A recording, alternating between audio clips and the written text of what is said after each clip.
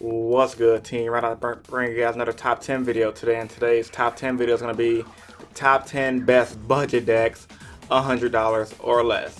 So you guys already know how I do this video. I go on eBay prior to making a video.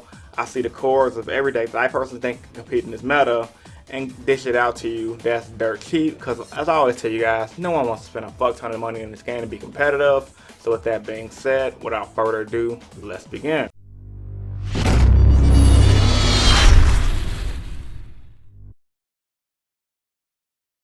Starting off by saying, I wanted to shoot right into the video because there's a lot of things I want to cover in this video.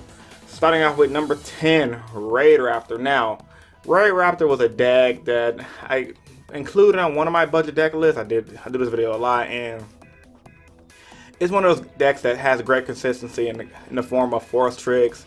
You overland him, search out another Raid Raptor, which allows you to use those rank up cards that allows you to fuck your opponent's life up. So dark base deck, Allure Darkness at 3. So with that being said, I had to have a list at number 10 because it's really consistent, it can fuck the opponent up, and it's fairly budget. Coming to this at number 9, I have Yugioh. Now, I got a lot of flack for not putting Yugioh on my budget deck list back in April, and that's personally because I didn't believe Yugioh can compete. But with that being said, since the format got a little slower now, and the deck does have 3 Yugioh gears, it's a rank 4 machine type deck that's a little bit slow, but with running floodgates like, I believe, Rival the Warlords, you can put in some work against decks like Cosmos and Metalfoes. I mean, yeah, they can bring out the fusions on you, but once you get a resolve the gear, start flipping up your gear armors and start spamming at the rank floors, you can push a pretty good OTK. You probably can get the whole deck for like 40 or 50 bucks. So if you're on a budget and you want to play something rank 4s, I highly suggest picking up gears because it can just get you there, especially at the locals and maybe on the regional scene if you play the deck right. Coming to this at number 8, I have Cyber Dragons. Now, Cyber Dragons is a fan favorite deck released in the GX era, popularized by the character Zane Truesdale. I used to be a big fan of the Cyber Dragon deck back in my youth, and with that being said, I know what the deck can do. The deck has the Command Track Force Dragon engine where you can banish all the Cyber Dragon cards with the Command Track Overload card to OTK the opponent. Cyber Dragon Infinity is getting reprinted in the Yu-Gi-Oh! Mega Tins, as well as cards like Solemn Strike, and then you have Power Bond to make numerous OTK. So with that being said, I can see Cyber Dragons putting in work in this format. I saw cores going on eBay for 60 to 70 bucks, so that's really fucking good. If you want something that's just budget and it's fun and it's a fan favorite, I highly suggest picking up Cyber Dragons as well. Coming to this at number 7, I have Black Wings. Now, Black Wings is a deck I'm pretty fucking scared of. I did not play when they were at their prime, but when I got back in Yu-Gi-Oh, I heard the stories of Black Whirlwind, fucking Icarus Attack, Collude, and since Allure Darkness is at 3, Black Wings pretty much almost at full power. They have new support in the form of the Assault Black Wings.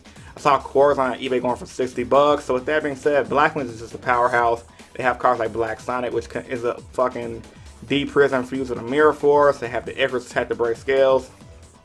Black Wings have almost everything it needs to be almost tier 1 again. They just need a few more Synchro monsters to break the deck. So if you want a good budget to start off the format with, I highly suggest picking up Black Wings. And as you get a little bit more money down the line, you can invest in more expensive Synchros like Clear Wing and etc. Coming to this at number 6, I have Despots. Now, Despots has made almost every budget deck list I've created, and that's because I believe in the power of the deck. I've lost into the deck plenty of times. It spans the field, and they have a high OTK factor. Machine duplication is that deck's best friend. So with that being said, have it on this list at number 6. I mean, going 009 OTKing the opponent is fucking insane. Coming to this at number 5, I have Evil Swarms. Now, Evil Swarms is a great deck due to the fact that Blue Eyes is a thing. So since Blue Eyes is a deck right now, which revolves around summoning a lot of level 8 or higher monsters and bringing out their Synchros, Evil Swarm with a great setup and with the reprint of Solemn Strike can stun the Blue Eyes deck tenfold. I mean, it's a floodgate in a can, so what's more there to love about the deck? The deck can just get you there in the right spot. So with that being said, I had to have Evil Swarm on this list at number 5 because it stuns Blue Eyes, Solemn Strike is getting reprinted, and a lot of players are not going to expect it. It's a rank 4 deck. Anything that's rank 4 is inherently good in Yu-Gi-Oh, in my personal opinion.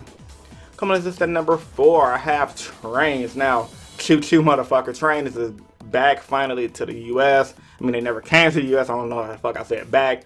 But going based on original OCG results, Trains put in work, bringing out high level 10 rank 10 monsters and Monster 3000 B6.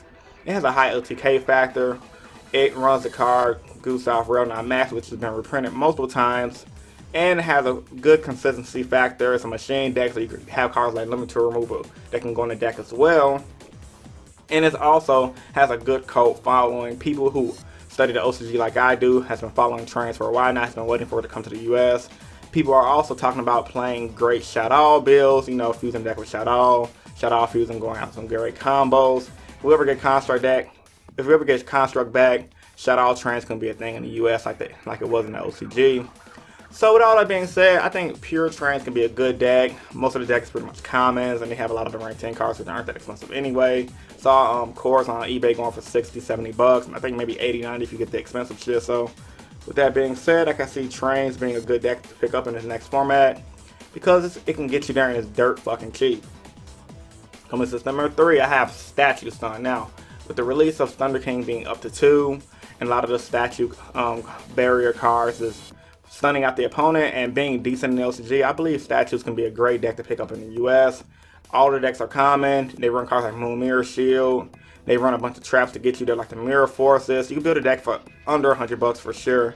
And with Thunder King being at 2 and the statue deck runs things like, I believe it runs that one card of Protect Your Monster from being destroyed. I can't think of it right now. But there's a new card of Protect Your Monster from being destroyed as well. I have pictures on the screen showing you guys what those cards are. Statue can just get you there. And with Thunder King being another stun card, stun decks are just going to go up in price. And up in play. So with that being said, I have Statutes down on this list at number 3 because it was a deck in the OCG. It did okay in the TCG on the local level. And Thunder King being at 2 can help the deck consistently go up. Thunder King is an overall powerful card. I believe Konami brought it back to 2 because they just said, fuck it, OCG has it at 3. So why not give TCG players at 2, see if it makes any impact in our meta. Coming to list at number 2. It really should be number 1, but you guys already know I just go off of my list. I don't really rank the cards on the list. It's ABCs. Now, the ABC starter deck comes out within a month or 2, and the cards are fucking insane. It's a Kaseto Kaiba based deck. If you want to know more about the deck, I have the ABC Explained video. I have the link right here and in the description box to show you guys how powerful that deck is. But the deck pretty much have a lot of 2-top cards, combos that set up Infinity. Infinities, once again, is getting reprinted into Omega 10. So ABC is just going to be a powerhouse deck to pick up. The deck is running in OCG. So essentially, ABC is going to be the new form of Monarchs. With the point being made that it's a deck that come out of the starter deck that's going to be seen in the competitive play. Now, do I think it's going to be the best deck of the format? No, because we do have TCG archetypes like Subterrors and Spirals who, if Konami did what they did last year, they're going to support their TCG decks, which is going to kind of alter how the OCG decks work over here because with Cosmos being a thing, kind of weakened Monarchs, but Monarchs eventually ended up being tier 1 anyway, so I kind of see ABC doing the same shit. But yeah, definitely budget. Solemn Strike reprint, Infinity reprint is making this deck gonna be looking to be dirt cheap. And last but not least, I have on this list Burning Abyss. Now, even though Sir went down to 1, even though Beatrice went down to 1, I believe pure Burning Abyss can put in some work on the regional level and on the local level. You have cards like Phoenix Wing, Wing Blast, which still allow you to get your recursion and allows you to get the hand abuse plays. And a lot of the Burning Abyss cards are hit down to 1, like Seer, and I believe Graph is hit down to 1 as well. You still have that one guy that searches an phase. You still have Tour Guide, and if you pick up the deck, the core that's pure, you can run things like that Burning Abyss card, Fire Lake to pop your opponent's cards, and you can still make Beatrice, which sends cards to the graveyard, which allows you to set up more of your plays with Farfront, etc. So there you have it, guys. My top 10 budget decks. $100 or less. Hope you guys enjoyed the video, and if you did, give it a big thumbs up. Now, if there was any deck I didn't include on this list that you might have wanted, post that in the comment section down below. It was hard making this list, and I can't have everything on the list because it's just too difficult. I know a lot of you guys probably want Luna Lights, and a lot of you guys probably want Dino Mist. Those are great decks as well, but I just don't see them being in the meta. I don't even see them at my own local, so it's kind of hard for me to put them on this list. So as I always tell you guys, if you're a new viewer to the channel, I would love for you to subscribe for more competitive Yu-Gi-Oh content. I upload 3 times a week. Mondays to do my general discussions, Wednesdays to give you my top 10s, and on Fridays to do my explain series where I explain decks and archetypes in detail. I do these videos because I truly believe in helping you guys become better players, and also to do these videos because I truly believe in you guys helping me become a better player. Chris from Team Innovation signing out. Peace guys, and stay innovative. Deuces.